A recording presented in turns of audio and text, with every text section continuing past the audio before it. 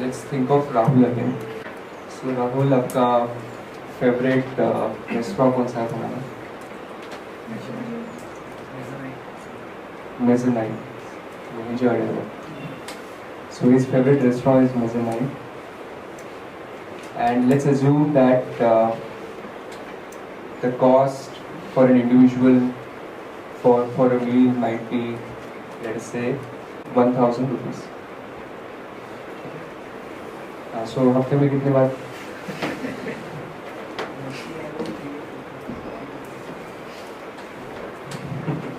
Okay, so currently he goes 4 times a month. सही में $500.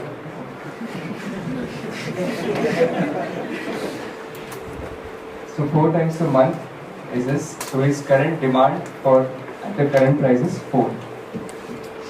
Now what happens is, let us say that the prices in this restaurant have been reduced to 25%. And this, or let's say 50%. So previously price which was 1,000, now the new price is 500. So there are two things which are working parallelly now for Rahul. One is the income effect. This is very interesting.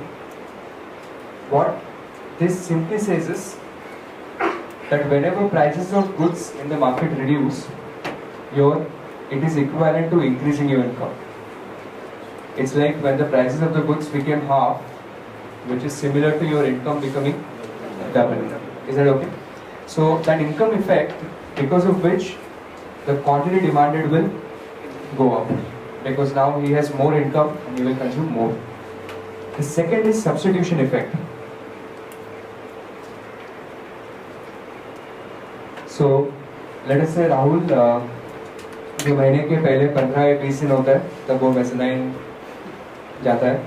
Towards the month end when he is little stripped of the cash, वो हमारे फिंट्री के बाजू वाले dragon से काम चलाता है. So now what will happen is, because that food has become cheaper, he will start substituting the other meal with the start substituting dragon with this same mezzanine now. Are you following this? And then this is referred to as substitution effect. This will also result into quantity demanded increasing. So what this theory of economics says is that there are two forces which are working parallelly. Whenever price reduces, it actually results into, you can break that impact down into income effect and substitution effect. Income effect कहता है कि अगर income आपका increase होगा, quantity demanded will increase. और substitution effect in this example says that quantity demanded will increase. Is that okay? Now you don't have to write this part, but look at this carefully. There are 3 types of goods that we are looking at. First is normal good. Second is inferior but not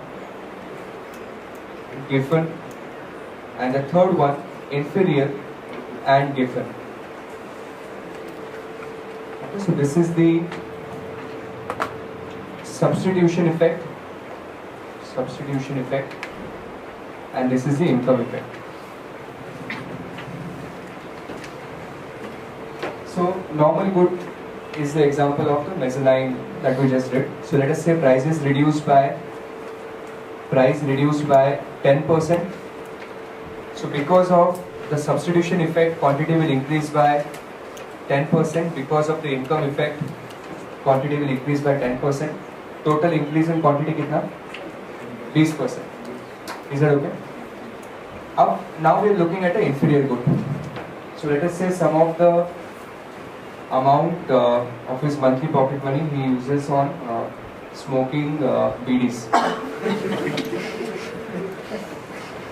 I'm not he, some Rahul, hypothetical Rahul. So now what will happen is that this, to him, this is an inferior good. So inferior good is a relative definition. शायद मेरे लिए जो normal good होगा आप लोगों के लिए inferior हो सकता है, and it can work that way. So when the income increases, then the tendency is that you consume less of the inferior goods.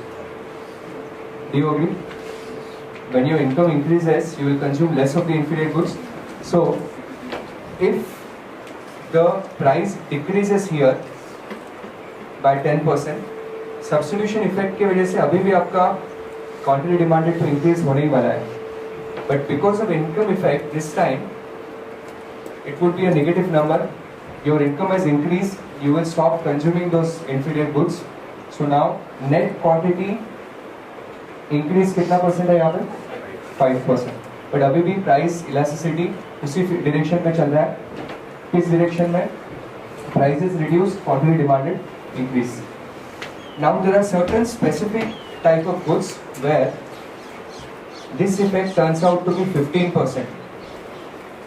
So when this turns out to be 15%, अब देखो impact क्या हुआ? Prices reduced, and reduction in prices resulted into reduction of quantity demanded of those goods.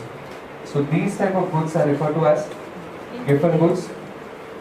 Giffen goods, and every Giffen good has to be a inferior good. Okay, so now you can write this down quickly.